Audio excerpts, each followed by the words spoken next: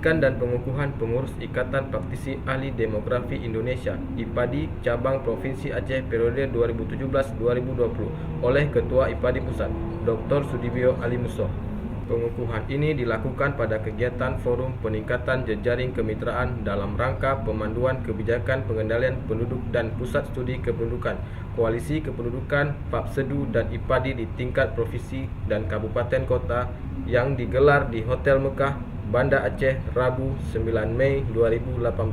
Ketua IPADI Cabang Provinsi Aceh dipimpin oleh Dr. Edi Gunawan MA MEC, Sekretaris Fitriani SE MSC, Bendahara Zud Zakia Rizki SE MSI. Di Aceh sendiri pengurus IPADI telah ada regional Barat Selatan, Timur Utara, Tengah dan Tenggara. Saya pikir bisa dicapai karena sekarang ini kan banyak bicara masalah kualitas dan pendidikan seperti itu kan. Dan juga kemudian tingkat kelahiran di sini menurun ya di Aceh. Mungkin itu dua hal kita ingin meningkatkan kualitas tadi, yaitu disupport oleh Gubernur Aceh dalam bidang pendidikan. Kita sudah ada namanya SDN gitu ya. Itu menyekolahkan putra-putri terbaik Aceh itu keluar. Itu adalah juga untuk meningkatkan kualitas. Kita kalau melihat bonus demografi itu jangan makronya saja, artinya kalau sudah melihat Aceh tapi tidak melihat kedalamannya.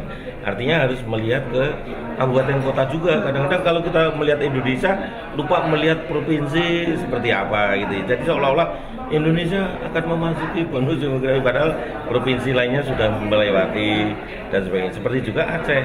Jadi kalau melihat Aceh jangan melihat Acehnya seperti ini, tapi lupa bahwa kabupaten kota harus dilihat. Seperti tadi ada kabupaten kota yang sudah melewati, sudah tahap lanjut di bonus demografi, yang mungkin mereka tidak tahu.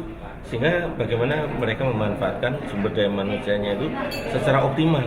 Nah tadi ada juga kabupaten yang ketinggalan seperti Suku Salam, ternyata dia tidak akan mendapatkan bonus demografi selama kurun waktu puluhan tahun karena kondisinya itu yang harus didalami oleh kawan-kawan di Aceh itu sendiri. Apakah karena faktor migrasi, misalnya banyak pemuda-pemuda atau remaja yang di Suku Salam itu misalnya meninggalkan Suku Salam ya untuk mencari pekerjaan di luar Suku Salam. Dan nanti kalau ini terus terjadi dalam waktu yang lama, maka Suku Salam nanti bukan hanya soal kehilangan momentum bonus demografi, tapi mereka akan kehilangan sumber daya manusia untuk membangun kotanya itu sendiri. Memang secara filosofisnya berdiri BKKBN ini tujuannya itu bagaimana mewujudkan keluarga-keluarga kita ini berkualitas, karena tenaga kerja ini kan sumbernya dari keluarga semua. Jadi setelah berkualitas di situ kalau kita menjadikan pun dia menjadi tenaga kerja memang sudah betul-betul bisa baik.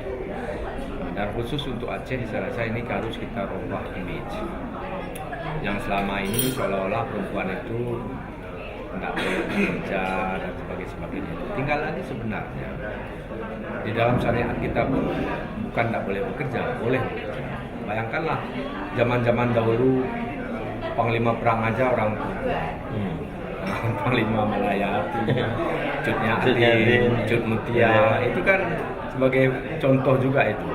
Bahwa di Aceh ini harus kita rubah ini, seolah nanti perempuan seperti yang disampaikan oleh Pak Sudibyo tadi, kita harus seimbangkan itu. Dan kita cari pekerjaannya yang sesuai dengan fitrah, seperti ekonomi usaha, ekonomi keluarga. Dari Hotel Mekah, Banda Aceh, Aidil Fitarsyah melaporkan.